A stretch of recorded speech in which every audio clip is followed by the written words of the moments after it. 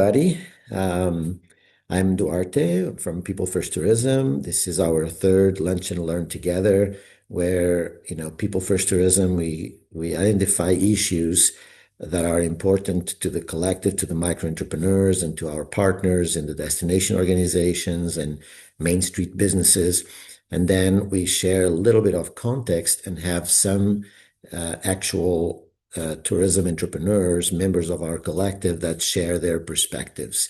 And we also bring in some insights from just how we have been supporting what we all do, with our kind of tips and insights from the industry. So as usual, I'll begin by mentioning that very soon we will only be marketing experiences that the entrepreneurs are selling directly. And we'll still be collaborating with Visit Raleigh and Rutherford County Tourism Development Authority to market and create calendars. And we will less and less be selling them through our platform. All right. So be ready. We're available to help, anybody that's still making that transition. So I'll talk a little bit about risk management, some of the issues that have come to emerge as kind of critical. And then we'll have somebody from our collective to share a little bit of her perspectives. And then John is going to share some tools some insights from tools that he put on the People First Tourism Toolkit online. And just before we begin, I wanted to, point out that all that we are sharing is just for our own kind of awareness and education to give us direction on how to seek proper legal advice. And so for that, you want to talk with like an attorney specialized in risk management and liability, and also with an insurance professional that might, advise you on how to use insurance to protect you. All right. So first, I'd like to point out some important terms, and I wanted to mention that I adapted these from literature and technical advice focused on agritourism because I had felt the need from farmers had expressed the need that they wanted information about their liability and risk management. And then I found literature and technical advice and compiled just these little pieces for agritourism. And we have on the toolkit some recordings of those workshops. But then in preparation for this session, I tried to mimic that process and look at liability for like walking tours and art workshops and meals at venues and things like that, some of these other things that we do. And there's just very little, I even looked at NC State's art entrepreneurship program and I talked to the director, and it's just such a scattered space that it was difficult to find anything else really well structured. So what I did was to just adapt to the best of my ability this information. All right. So the first thing that it seemed to be very important to note is the notion of duty of care, that businesses have the duty to take care of their customers. And that duty goes by the critical issue of the industry best practices. In agritourism, there's starting to be a relative consensus on what those best practices are. And so farmers are advised to look into that and do Google searches and look at like the Association of Agritourism for their state, et cetera, to figure that out a little bit. And sometimes in conferences, there's some additional information for that. But it leaves the other micro entrepreneurs that work with us a little bit at a loss. But just discussing with peers and maybe following some of the tips that we will provide with you, that gets you to a pretty good place. But there's just important that there's no set list to follow, that that if you fulfill those things, then you're good to go. You need to keep chasing this, keep finding it, and kind of proactively acquire that confidence that you are addressing the industry best practices on keeping your customers safe. When you are found negligible, when companies are found negligent, is because they did not uphold that duty of care, and that there was a real damages by the customers because of that. All right, so that's the crux, is for all of us to do our due diligence to find out what this fuzzy thing is. Now, then you are legally responsible for that. And so that's kind of where the liability comes. And there is something that you can do to like share the risk to be less liable. And that's generally, we'll talk a little bit more about this today, but it's to provide clear warnings, to basically let the customers know that there's certain known hazards. Okay. And you can also do that through these waivers, because I'm sure you've heard and have maybe signed waivers. And waivers do not protect businesses, but to some degree, what you are doing is to share then the risk of the recognized risk of the activity, like a walking tour that involves crossing roads. um, you would want to mention that so that people are aware that they're not just in a park that's sanitized and that they don't have to worry about it. So if you want to have record that you've shared that information and that they understand along with you that there are some risks involved in this activity. Okay. And then the last point to make is the issue of insurance. And essentially what you're doing there, what we're doing there, is to transfer the risk to another organization, to the insurance company. You are not controlling the risk, but you are externalizing it and spending money to do that. Okay. So, interestingly, as we started preparing for this particular lunch and learn, we realized that we shouldn't talk only about like physical safety of the guests. Another issue that came very quickly to realize that it was part of this was the privacy of the guests. And we will talk about like photos and videos of experience. You should try to get a handle on that. We certainly try to do that here in People First Tourism. And then also risky to you are cancellations. We've been largely insulating micro entrepreneurs, and maybe not always all the way, with the financial risk of cancellations happening, or payments that, need to be made or need to be refunded. And also maybe like issues to damage to your reputation as a very desirable tourism experience. And so at the broad level, what do you want to do with this understanding of these risks? This diagram kind of gives you the cheat sheet, and you start with like relatively in a structured way, thinking about all of the things that could go wrong in your experience, in your business. And once we stop the recording, that's what I think it would be kind of good for us to do today after the presentation, to just go around and take a note and think to yourself and share perhaps risks that you can see are, potentially available. The second step is interesting, is to see how likely and how severe the risk is, each of those risks. And online, I even saw a little diagram that I thought was a little overkill to share with you today, but you can have risks that are very serious, but very, very unlikely. And you might just know that they're there, but, not do anything about it. And some that might be very likely, but not very severe, and you also might not do much about it. And then there's the other ones that are both severe and very likely, and those you really must do something about. So that's what number 2 is about. And then you do something about each of those risks. And then you want to write things down, create records of things, and create a manual and all of that. And then the last one is to kind of reflect on all of this and go over stuff and make revisions. All right. So we'll just have this for you to look at really quick. We won't elaborate through everything, but just really quick. You want to talk to communication with the guests is very important. both before and after. And we've been doing ourselves a little bit of that along with you, letting people know how to dress for the weather and where to how to arrive and to come prepared, etc. Let them know if they can take photos based on, the need for privacy from the other guests, and use, like, maybe create for yourselves like a checklist. We have those ourselves of like what we do and when we send emails.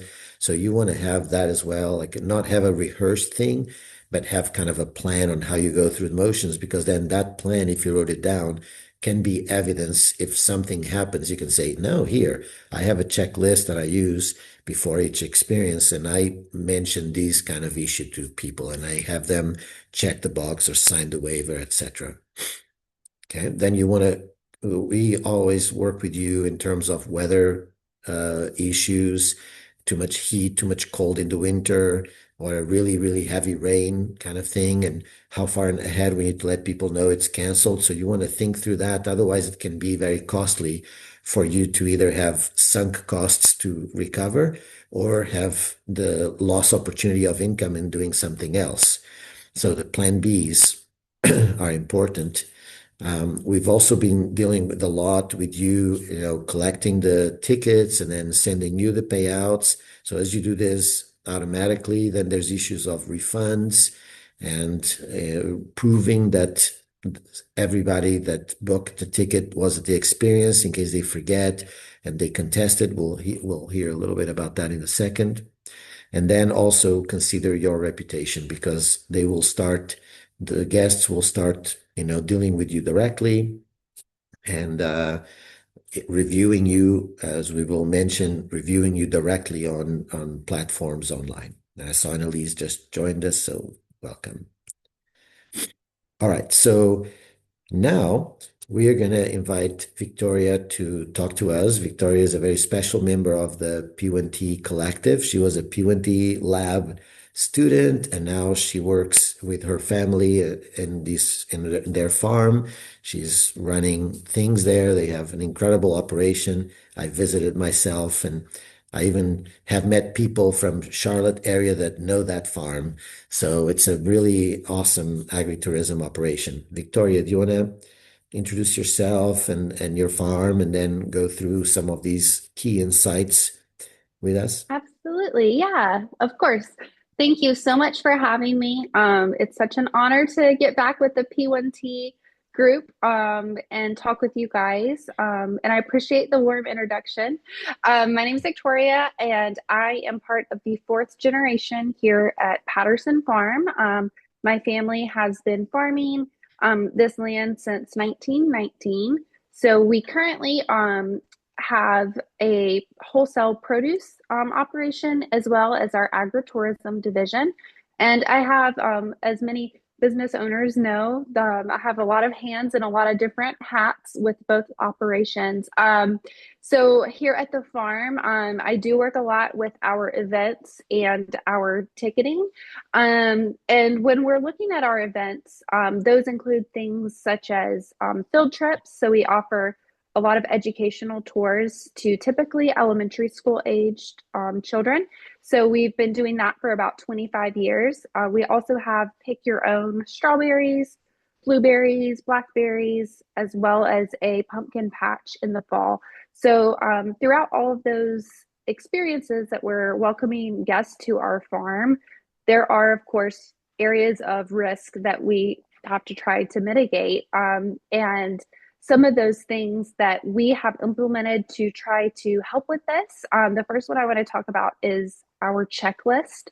So my mom, she is a big stickler on the checklist, especially as we have a lot of employees that may be different from season to season since we are a seasonal type operation. It's really important to be able to train these staff and also to know that they're doing the things that they were trained to do. So a lot of our checklists, they can range for each department. So we have a checklist that's for feeding the animals. We have a checklist that's for opening in the ice cream shop.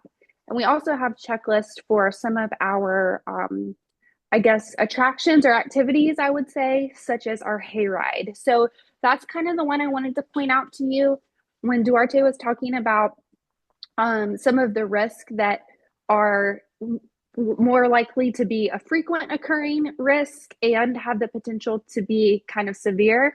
One thing that sticks out to me would be the wagon ride. So it's a very popular thing. Every school child that comes on a field trip does get to go on a hayride. So there's a lot of people that get to do that every day. So it's very important that we make sure before we start each morning that the hayride has been checked for safety. So some of those things on that hayride safety checklist are like, are there any loose boards, going up the stairs to the wagon? Are the tires properly inflated? Things like that. So that's one area that we do have checklists, and I just kind of wanted to point that out. So it helps with training, it helps with peace of mind to know that people are doing what they should be doing because you can go back and see were these items completed. And also, it helps with record keeping. So if something was to happen or was to go wrong, you would be able to prove that you had taken that duty of care. You could say, well, we did check, the hayride to make sure it was safe before it was operated on this day. So that's something I wanted to point out with the checklist. You can implement checklists as low tech or as high tech as you want. At our wholesale operation, we do pen and paper on clipboard checklists stationed all around our warehouse. That's just what works for that. We do have to make sure that a supervisor goes around and collects those and files those weekly. There's also, more technology savvy ways you can do it. At our market and tours, we use a platform called Seven Shifts. It is a paid subscription type platform that they use for scheduling, and it has a checklist feature. But another way you could use technology with the checklist is you could do like a Google form. You could have QR codes posted around and people could fill it out that way. So similar with the checklist in terms of record keeping, another thing that we try to be diligent about training staff on is something called incident reports. So anytime that there happens to be an incident on the farm, whether it's someone, was so excited to go to the barnyard that they took off running and they skinned their knee. Maybe all we did was provide a Band-Aid, but we still would get out that incident report. We would collect the guest name, contact information, and a description of what happened and how we reacted or what kind of attention we provided. And then we do keep those on file with our company, just in case there needs to be any kind of follow-up. So that's something that's really important. The more details you have, the better. Our incident report form includes things like what were the weather conditions at the time that the accident occurred. And it has like a little figure where you circle the part of the body that was injured. So those kinds of things just help with record keeping if there was to be any kind of follow-up needed for an incident. We do keep those incident reports with all of our first aid stations around the farm so that they're really easy to access. You don't have to, say, oh, let me run way over here to get one. We have them in a lot of places to try to help make that process as easy as possible. And then going down to insurance. So insurance is something that we do have an umbrella like policy. We're kind of maybe a different kind of example since we are doing coverage for both wholesale and agritourism business, but the company that we use right now is Westfield Insurance. One thing that I did want to point out, so my aunt, her name is Nora, she's the one that primarily handles a lot of our insurance. One thing that she does each year that I think is really helpful is she reaches out to our agent through her insurance company and they complete what is it called? A walkthrough, a risk management walkthrough. So they'll have somebody come out and do like a third party assessment of our facilities, and they'll take pictures, take notes, and point out areas that there could be corrections or improvements made to make things more safe. So this is really helpful for us because we can see, oh, we need to make sure, that we fix this, this yellow paint on the stairs. It is pretty worn down and we walk by it every day, so we didn't think about it. Those kinds of things. And it's something that we have found is beneficial to us. It also is not reported to the insurance company. So you can complete those kind of walkthroughs without being worried about your premium going up, because your insurance company wants you to be safe so that there aren't, Mhm. incidents. So that's something that I wanted to point out that I do think is worthwhile if you're considering working with an insurance company to ask about doing those walkthroughs. Thank you, Victoria. You're welcome. Yeah, this is great. And, I think the interesting challenge for all of us would be to now adapt some of these things from your agritourism and wholesale operation to other smaller cases of like a Friday evening walking tour or art workshop. And, for example, with checklists, it would be good for ourselves if we're the ones doing it to have a list of like the things to mention at the beginning of the tour regarding how to cross roads or some any other risk that you think is potential to mention it there, because then if you have that and you have like a timestamp of that you did do that, then you keep that record, and if ever there's a dispute from a guest, you have that record that you followed that list of things and you did mention those things. So it's a combination of like uh, an adaptation of the checklist and how nice it is then to have a record of that. And the other thought I had as a follow up is that we on in February we're going to have another one lunch learn like this about collaborating with venues, and I think that from a risk management perspective, whenever any of us collaborates with venues, and P1t has been trying to mediate and help make some of these partnerships happen between our collaborators, our members of the collective, and Main Street venues. It's to know if they have a first aid kit somewhere and if they have somebody on staff that knows first aid and if they have a process, because they probably do, but we don't know for sure. But also have that on our own checklist that we did check that we did have a plan for that, because when I was researching insurance for art walks and art workshops, one of the things I heard is that the venues probably have insurance, right? So kind of having that conversation with the venue would show them that we, the micro entrepreneurs, are risk management conscious and kind of, want to know if they are as well. So thanks so much, Victoria. All right, so on to John that has created some really cool materials that are on the toolkit, and he'll go over through some of that stuff with us today. John? Yeah. So if you do business long enough with and take payment through credit cards, you'll experience a credit card dispute. Um, Bad news is if you take credit card payment, you will get a dispute. The good news is it's really not that big of a deal to manage.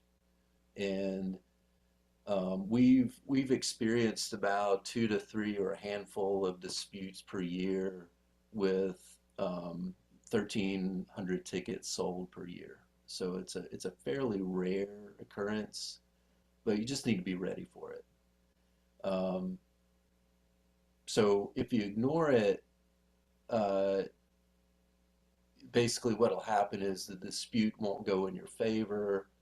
The credit card processor will do a charge back to the customer, and then you get a little ding on your record with that provider.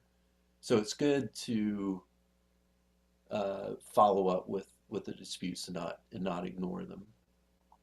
So and it's good to have a plan on how to deal with that, and we'll get to that in a minute. So next slide uh, gets into why do they happen, and what I've seen at least with People First, is the majority of disputes are just misunderstandings. And the reason that the misunderstanding happens is because we've got some strong consumer protection laws in the United States, which is great. And also, credit card issuers want the process of using credit cards to be easy so people use them and so they can make money. Um, so what happens the majority of the time is someone's credit card number gets stolen, and then the credit card issuer detects fraud. They contact the customer and said, "We've noticed a transaction that appears to be fraud. Is this the case?" And then, that's when you get that phone call or the text or an email or whatever, and you call them back, and then you're like, "Yeah, I didn't pay $1,000 at this whatever." And so they say, "Great, thanks. We'll put this in dispute, and we'll take care of it. We may need some information from you."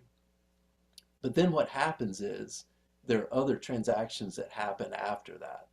And then they'll go through, well, was this fraud? Was this fraud? Was this fraud? And sometimes your transaction gets caught in that list. And it's easy for the consumer to say, "Yeah, this is bad. They're all fraud. Somebody stole my card and did this stuff." Another, so that's one kind of class of source of dispute. Another is um, the purchaser will see the transaction on their credit card, but they don't recognize it for one reason or another. It could be that their partner bought the tickets for the the experience, but they don't know what this P1t thing is, and then so they call a credit card and said, this is fraudulent. I want this to go away. Um, and then the third reason, which we all hope doesn't happen, is the purchaser was so dissatisfied they want their money back. They ignore you and they go straight to the credit card company to get their money back. Um, so we've experienced, I believe, all three. Um, but here, the next slide goes into what to do. So the first is when you get a dispute notice from the credit card processor, it generally, at least with me, it generates an emotional response, right? Yeah, I get mad at the purchaser, or I'm like, what do I do? All that. So if you have a plan, that helps reduce those reactions.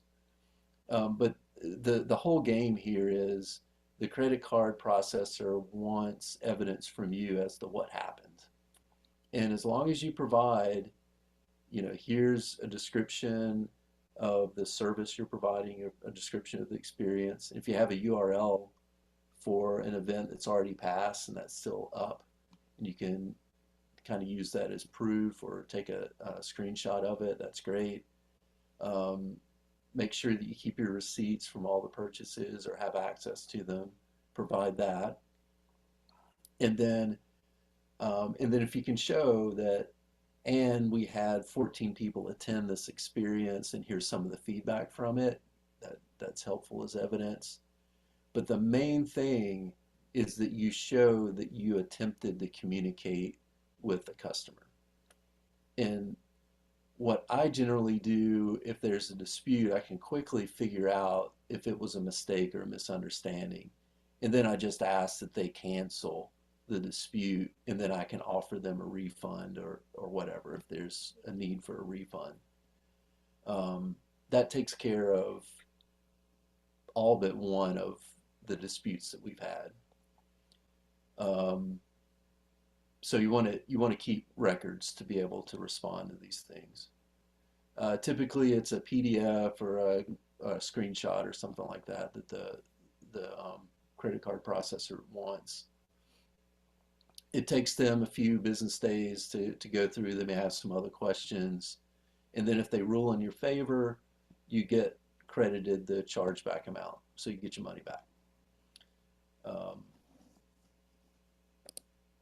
so next slide goes into maybe some strategies for each one. So if it's a dissatisfaction, you can ask the customer to cancel the dispute so you can issue a full refund.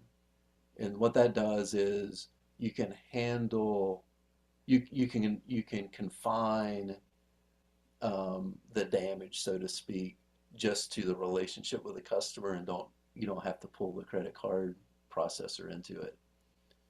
Um, and then the mistakes and misunderstandings, same deal. It's all about communicating with the customer. Um, so that's pretty much it. Mhm. Thanks, John. So one detail, because we've been reviewing and polishing the tools that are uploaded into the toolkit, which is this image that you have here. And one detail that stood out to me was the importance of having a record of the participant, the guest being at the experience. And so every one of us might have a different approach, to some degree, like a group picture might take care of that because it shows that they were there, or having like a sign in sheet, some form of record to prove that they were there. Because if they were there and they were dissatisfied, they still bought something and they experienced it. They're just saying that that they're upset. Then it's definitely not a credit card fraud. It's just a dissatisfaction, and that's even more appropriate to deal with a refund or partial refund or some kind of compensation.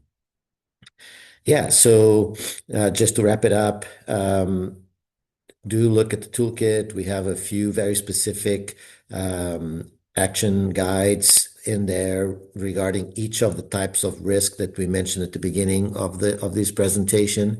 And we have the slides from this presentation as well.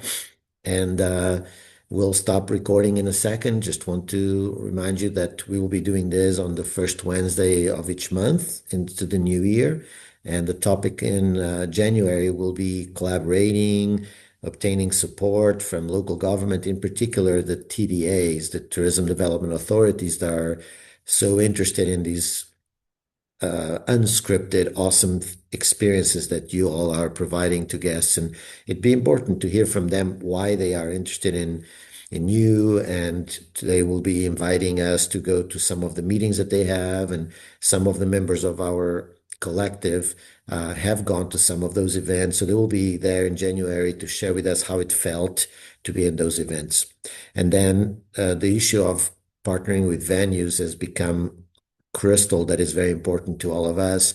And so we'll focus on that in February. So thank you so much for today. I'll stop the recording and then we'll have a little bit of a discussion.